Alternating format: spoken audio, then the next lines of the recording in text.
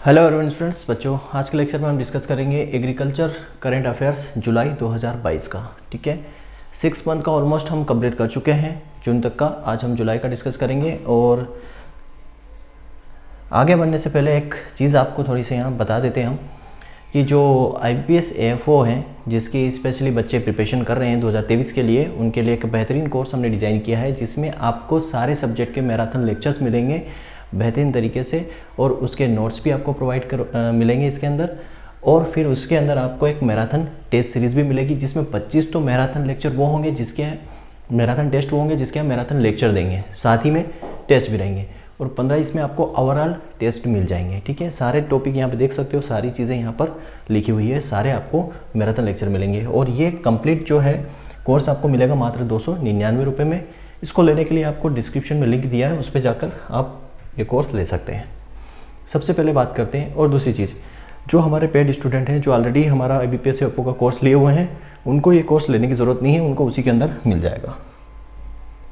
ठीक है, बात करते हैं जुलाई मंथ की। तो सबसे पहले क्वेश्चन डिस्कस करते हैं। As per the second advance estimate total horticulture production in 2021-22 is estimated to be, मतलब जो हॉर्टिकल्चर का सेकेंड एडवांस एस्टिमेशन हुआ है 2021-22 में, उसके अनुसार जो टोटल हॉर्टिकल्चर का प्रोडक्शन है वो कितना एस्टिमेटेड किया गया है, तो वो कितना है।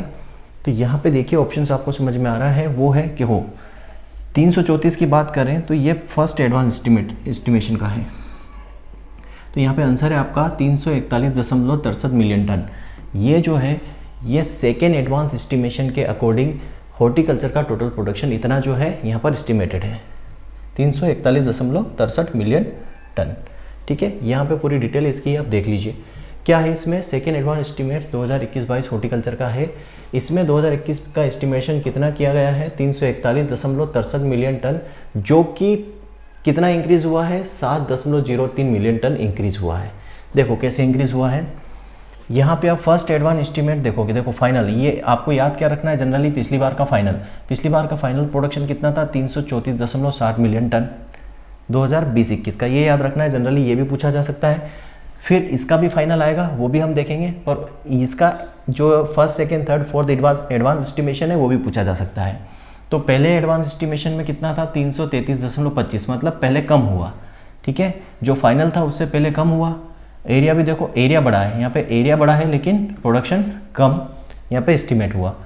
फिर यहाँ पे देखो तो एरिया और बढ़ा, 27.74 हो गया एरिया जो है, और प्रोडक्शन देखो 341.60 मिलियन टन हो गया, जो कि कितना है रकम 7.03 मिलियन टन जो है वो इंक्रीज हुआ है फर्स्ट एडवांस एस्टिमेशन से। फर्स्ट एडवांस एस्टिमेशन से या फाइनल से पूछा है। देखो यहाँ पे आप जोड़ोगे 41 में 7 करोगे, 34 में 7 करोगे 41 हो जाएगा। हाँ, इससे इंक्रीज हुआ है, याद रखना, यहाँ नहीं, फाइनल से, क्योंकि कंपेयर जो किया जाएगा वो लास्ट ईयर के फाइनल से किया जाएगा। तो लास्ट ईयर के फाइनल से आप देखोगे तो इतना यहाँ पर ये इंक्रीज हुआ है। क्लियर है, ये आपको याद रखना। इसके अलावा जो हॉर्टिकल्चर में आपको क्या देखना है कि फ्रूट का कितना है। अब यहाँ पे देखोगे फ्रूट प्रोडक्शन का सेकेंड एडवांस एस्टिमेशन कितना है 107.10 मिलियन टन, कंपेयर करोगे लास्ट ईयर फाइनल से तो 102 था।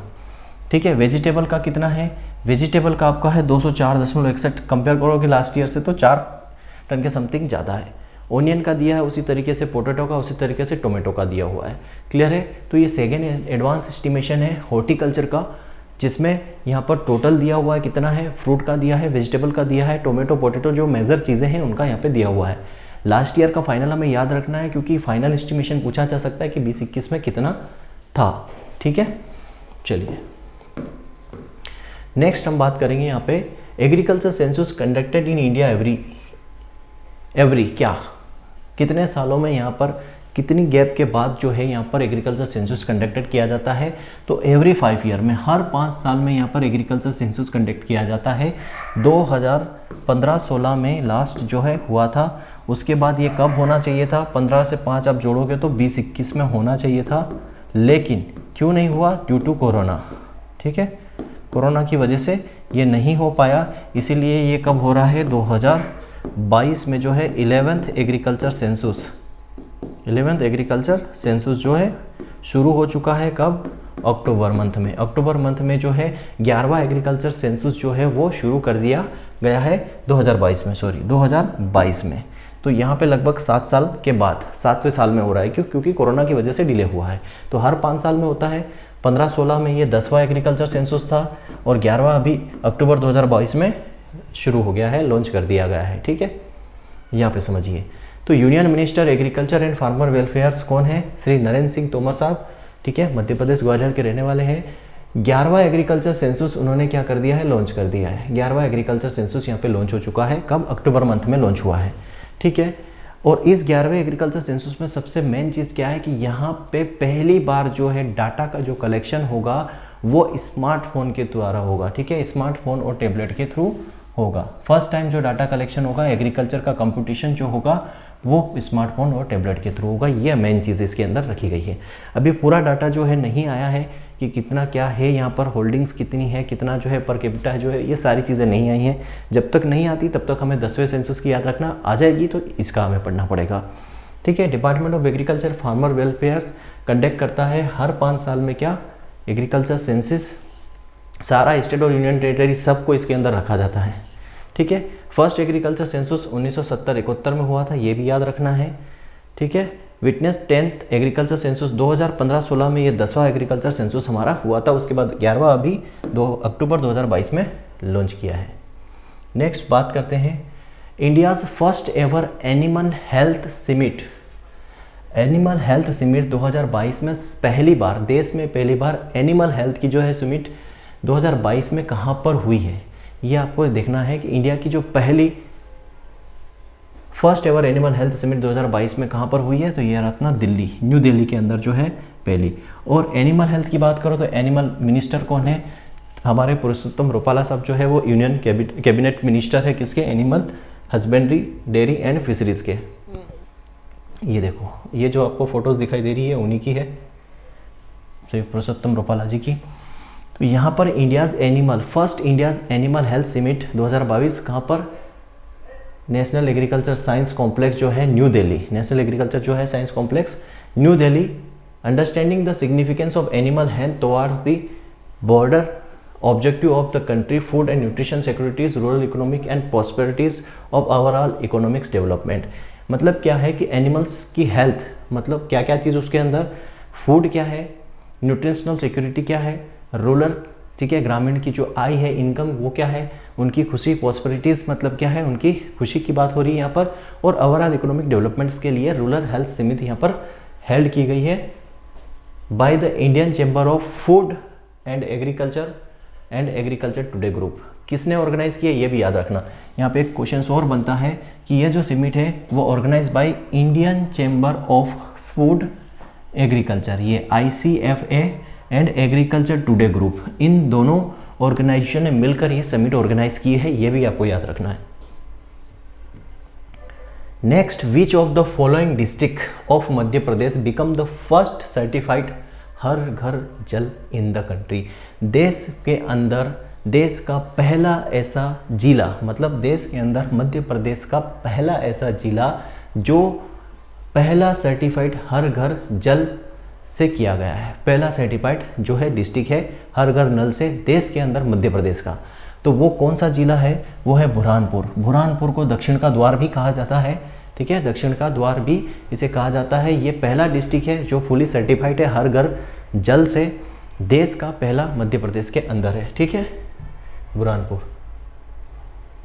मुमताज की कर एक्चुअल में जो है वहां पे ही है कब्र, जो देखें। Burhanpur of Madhya Pradesh become the first certified Har Ghar Jal district in the country. देश के अंदर पहला ये जिला है। ठीक है, बाकी उसको इसे दक्षिण का द्वार भी कहते हैं, सारी चीज यहाँ पे लिखी हुई है। चलिए, फिर agri infra fund award for best performing bank among the regional rural bank. जो रीजनल रूरल बैंक हैं सारी, उनके अंदर बेस्ट परफॉर्मिंग बैंक का award agri infra fund award किसे दिया गया है? Agri infra fund award best performance bank को दिया गया है रीजनल रूरल बैंक में से। तो वो कौन सी बैंक है जिसको best performing regional rural bank agri infra fund award दिया गया है? तो वो है मध्य प्रदेश ग्रामीण बैंक। मध्य Pradesh Gramin bank first position पर है इसमें एग्री इंफ्रा फंड अवार्ड में बेस्ट परफॉर्मिंग बैंक है रीजनल रूरल बैंक के अंदर। ठीक है, इसमें अलग अलग कैटेगरी भी है, उसको थोड़ा सा यहाँ समझ लीजिए। अलग अलग कैटेगरी क्या है यहाँ पे। एग्री इंफ्रा फंड अवार्ड में देखो बेस्ट परफॉर्मिंग बैंक की यहाँ पर बात की गई है। ठीक है, बेस्ट परफॉर्मिंग बैंक की यहाँ पे बात की गई है। Among the best performing bank, best performing bank की बात करोगे आप तो यहाँ पर state bank of India, best performing bank state bank of India, ये बेस्ट परफॉर्मिंग बैंक। ठीक है, award numero UNO followed by Punjab national bank, उसके बाद अवार्डेड न्यूमेरो यूएनओ, उसके बाद है पंजाब नेशनल बैंक। ठीक है, second category where the bank were awarded for the valuable contribution bank of Baroda, valuable contribution के लिए बैंक ऑफ बड़ौदा पहले नंबर पे, दूसरा है सेंट्रल बैंक ऑफ इंडिया। इस तरीके से आरआरबी की बात करो best performing regional rural bank में तो Madhya Pradesh Gramin bank first position पे। स्टेट कैटेगरी में बात करो तो Madhya Pradesh best performing state के अंदर है। ठीक है, किस चीज़ के लिए? एग्री इंफ्रा फंड अवार्ड में। नॉलेज पार्टनर तो नाबार्ड कंसल्टेंसी सर्विसेज, ये नॉलेज पार्टनर जो है scheme was honour the laudable contribution in the carrying forward of the scheme. तो यहाँ पर समझ में आया best performing bank SBI, valuable contribution में bank of Baroda, regional rural bank में Madhya Pradesh Gramin bank, state category में बेस्ट मध्य प्रदेश है। ठीक है, नॉलेज पार्टनर अपना कौन सा है? नाबार्ड कंसल्टेंसी नॉलेज पार्टनर है यहाँ पे। Which agri tech startup partners with SBI General Insurance and Future Generali for insurance solution, मतलब कि यहाँ पर ये जो है किस एग्री स्टार्टअप, कौन सा जो एग्री स्टार्टअप है उसने पार्टनरशिप की किसके साथ? एक तो एसबीआई जनरल इंश्योरेंस और future Generali for insurance solution, ये दो कंपनी है, याद रखना कौन सी? एक तो एसबीआई जनरल इंश्योरेंस, दूसरी future Generali for insurance solution, ये दो कंपनी है। इन दोनों का किसके साथ पार्टनरशिप हुआ? किस एग्री स्टार्टअप के साथ पार्टनरशिप हुआ? तो वो है Nature's dot farm, Nature's dot farm के साथ इनका जो है पार्टनरशिप हुई है, याद रखना नेचर्स डॉट फार्म के साथ। ये समझ लो एग्री स्टार्टअप जो है Nature's dot farms partnership in दोनों के साथ हुई है। रीजन क्या है इसके पीछे? तो 13 जुलाई 2022 को एक Nature's dot farm agritech startup है, ये इनकी पार्टनरशिप हुई इन दोनों के साथ फॉर इट्स 1.9 मिलियन फार्मर, लगभग 2 मिलियन फार्मर्स जो है ऑफर इंश्योरेंस सॉल्यूशंस 2022-23 के लिए 2 मिलियन फार्मर्स को ये क्या करेंगे? इंश्योरेंस ऑफर करेंगे, इसके लिए इनकी पार्टनरशिप हुई है। National institute of animal biotechnology established at, तो एनिमल बायोटेक्नोलॉजी जो है ये कहाँ पर है? तेलंगाना। कहाँ पर है? हैदराबाद, हैदराबाद तेलंगाना। ठीक है, हैदराबाद जो है अब तेलंगाना और आंध्र प्रदेश दोनों की कैपिटल है फिलहाल। तो यहाँ पे national institute of animal biotechnology कहाँ पर है? तेलंगाना में है और ये 2010 में स्टैब्लिश हुआ था। कहाँ पर? 2010 में। ठीक है, नेक्स्ट बात करते हैं university of Hyderabad inks MOU with national institute of animal biotechnology. जो हमने अभी ऊपर क्वेश्चंस देखा एनिमल बायोटेक्नोलॉजी का, वो इसी रेफरेंस पर रखा है कि इससे रिलेटेड कुछ करंट अफेयर्स है यहाँ पे। तो अंडरस्टैंडिंग एमओयू इनका साइन हुआ है, memorandum of understanding with the national institute of animal biotechnology Hyderabad Telangana में है in fundamental area of biological science, biological science के जो बेसिक्स एरियाज है उसके लिए। अंडर द एग्रीमेंट, एग्रीमेंट में क्या है? ये इनका हो गया है नेशनल जो है यहाँ पर institute of animal biotechnology scientist would actively participate in the teaching master programme of university of Hyderabad in specialised area of animal biology and biotechnology. समझ में आ गई चीज? एमओयू क्यों साइन हुआ इंस्टीट्यूट ऑफ एनिमल बायोटेक्नोलॉजी के साथ यूनिवर्सिटी ऑफ हैदराबाद का? क्योंकि वो वहाँ पर क्या करेंगे? टीचिंग फैसिलिटीज प्रोवाइड करवाएंगे, मास्टर प्रोग्राम वहाँ पर प्रोवाइड करवाएंगे एनिमल बायोलॉजी से रिलेटेड। बस यही यहाँ पर चीजें हैं। Which bank was awarded with the best performing bank award in Tamil Nadu for the fiscal year 21-22 under the self help group bank linkage programme category? तो जो self help group bank linkage programme category के अंदर 2021-22 fiscal year में best performing bank का award किसे दिया गया है, ये यहाँ पर बताना है। तो आपको पता है कि self help group bank linkage जो है वो नाबार्ड और आरबीआई के थ्रू चलता है। तो इसके लिए बेस्ट परफॉर्मिंग जो है वो दिया गया है इंडियन बैंक को। ठीक है, याद रखना ये अवार्ड किसको दिया गया है? इंडियन बैंक को दिया गया है बेस्ट परफॉर्मिंग अवार्ड। ठीक है, ये सारी चीज़ यहाँ पे लिखी हुई है। Next, Sardar Patel outstanding ICR institute award. जो ये अवार्ड जो है ना आईसीआर इंस्टीट्यूट अवार्ड, ये हमेशा जो है आईसीआर के फाउंडेशन डे पर ये घोषित किए जाते हैं, सेरेमनी इनकी रखी जाती है। अभी 94th जो है फाउंडेशन डे जो है यहाँ पर मनाया गया था 16 जुलाई 2022 को, उसमें 2021 के अवार्ड दिए गए थे, ठीक है, पिछले साल के अवार्ड दिए जाते हैं, 22 को मनाया गया, 21 के अवार्ड दिए गए हैं। तो उसमें सरदार पटेल आउटस्टैंडिंग आईसीआर इंस्टीट्यूट, मतलब सरदार पटेल आईसीआर अवार्ड जो है वो आईसीआर के इंस्टीट्यूट को दिया जाता है, जो बेस्ट इंस्टीट्यूट होता है उसको दिया जाएगा। तो लार्जर कैटेगरी से 3 कैटेगरी में दिया जाता है, लार्जर कैटेगरी, स्मॉल कैटेगरी और डीम्ड यूनिवर्सिटी को, ठीक है। तो लार्जर कैटेगरी में ओवरऑल परफॉर्मेंस के लिए किसको दिया गया है, तो इस बार ओवरऑल परफॉर्मेंस के लिए लार्जर कैटेगरी में नार्म को दिया गया है, ठीक है। नार्म कहाँ है, हैदराबाद में है, और ये 1976 में इस्टेब्लिश हुआ था, ठीक है, national academy for agriculture rural management, ठीक है, उसके लिए। तो ये दिया गया था। इसके अलावा जितने भी आईसीआर अवार्ड है उसकी मैं अलग से वीडियोस बनाऊंगा, या फिर इसके साथ आपको लिस्ट दे दूंगा सारे आईसीआर अवार्ड। वैसे जनरल एग्रीकल्चर के अंदर में पढ़ाया हुआ है कि आईसीआर अवार्ड कौन कौन से हैं, और वीडियो लेक्चर भी बताया है जनरल एग्रीकल्चर के अंदर, बट मैं यहाँ पर भी आपको पूरी लिस्ट दे दूंगा, और 2021 में किस किस को मिला है ये भी बता दूंगा, ठीक है। ये लिखा है ओवरऑल परफॉर्मेंस के लिए नाम को दिया गया है।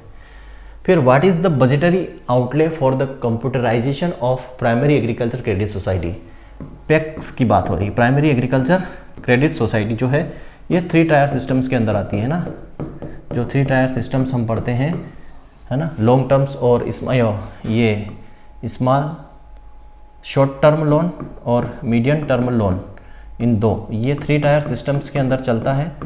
उसके अंदर ये 3 कैटेगरी होती है। जो पैक्स होता है वो अपना होता है विलेज लेवल पर, ठीक है, फिर यहाँ पर डिस्ट्रिक्ट लेवल पर होता है और स्टेट लेवल पर होता है कोऑपरेटिव बैंक्स।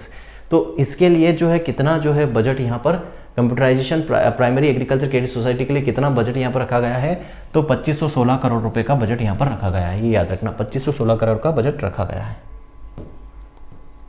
ये 2516 करोड़ का budget with the government of India share कितना, गवर्नमेंट इंडिया मतलब इसमें सेंट्रल गवर्नमेंट का शेयर कितना है, 1528 करोड़। 1528 करोड़ जो है यहाँ पर सेंट्रल गवर्नमेंट का शेयर है, और लगभग 63,000 फंक्शनल, मतलब जो प्रोजेक्ट प्रपोज किया गया है computerisation of 63,000 functional PACS over a period of 5 year with the total budget, मतलब 5 साल का ये बजट है। 63,000 यहाँ पर क्या करेंगे, कंप्यूटराइजेशन किया जाएगा, और 2516 करोड़ रुपए लगाए, उसमें सेंट्रल गवर्नमेंट 1528 करोड़ यहाँ पर देगी, ठीक है। बाकी यहाँ पे पढ़ लेना आप। नेक्स्ट बात करते हैं MSME are the largest employ in the India outside the agriculture, what percentage of all worker are employ by MSME, मतलब एमएसएमई के थ्रू कितना प्रतिशत जो है रोजगार यहाँ पर दिया जाता है। तो यहाँ पर एमएसएमई के थ्रू लगभग 45% जो है यहाँ पर रोजगार दिया जाता है। तो MSME the largest employ India outside the agriculture, agriculture के अलावा जो है सबसे ज़्यादा अगर कोई एम्प्लॉयमेंट दे रहा है तो एमएसएमई कितना, 11 लगभग 11 करोड़ लोगों को, 45% ऑफ ऑल वर्कर, जितने भी वर्कर है उसका लगभग 45%, मतलब 11 करोड़ यहाँ पर जो है पीपल को रोजगार देता है MSME. Government of India design new 5 Ramsar site, total जो है रामसर साइट पूछी गई है, कितनी अभी हो गई है। गवर्नमेंट ऑफ इंडिया ने अभी जो है 5 नई जो है रामसर साइट को डिजाइन किया है, या फिर जो है डिस्कवर किया है। पहले कितनी थी 49, 5 और जोड़ दो इसमें तो कितनी हो जाएगी 54। तो अभी 8% जो है रामसर साइट कितनी है, 54 है, ठीक है। Who will head the committee constitute by the centre of MSP, देखो एमएसपी के द्वारा एक कमेटी बनाई गई है, उस कमेटी के जो है चेयरमैन कौन है ये पूछा गया है। एमएसपी के लिए कमेटी क्यों बनाई गई है, क्योंकि जो एमएसपी में और ज़्यादा ट्रांसपेरेंसी देखी जा सके और एमएसपी को और ज़्यादा इफेक्टिव बनाया जा सके, उसके लिए एमएसपी की एक कमेटी बनाई गई है, मिनिमम सपोर्ट प्राइस के लिए कमेटी बनाई गई है। वैसे तो सीएससीपी होती है, सीसीईए होती है, सीएससीपी सीसीईपी, पर एमएसपी के लिए जो इफेक्टिव कमेटी बनी है जिसमें ट्रांसपेरेंसी और एमएसपी को और इफेक्टिव तरीके से देखा जा सके, उसके लिए संजय अग्रवाल को उसका हेड बनाया गया है, ठीक है, याद रखना संजय अग्रवाल। क्वेश्चन अच्छा है, पूछा जा सकता है। फिर हम बात करते हैं union agriculture minister Narendra Singh Tomar has launch what under pop, yo platform of platform पूछा है ना। प्लेटफॉर्म ऑफ प्लेटफॉर्म किसके अंडर में आता है, प्लेटफॉर्म ऑफ प्लेटफॉर्म जो है ई नाम के अंदर आता है, ये इंटीग्रेटेड पार्ट है प्लेटफॉर्म ऑफ प्लेटफॉर्म को। ये मैं स्कीम के अंदर भी पढ़ा चुका हूँ, इसलिए इसकी डिटेल नहीं देखेंगे, और जब स्कीम पढ़ाऊंगा ई नाम की वहां पर ये चीज आपको देखने को और मिल जाएगी।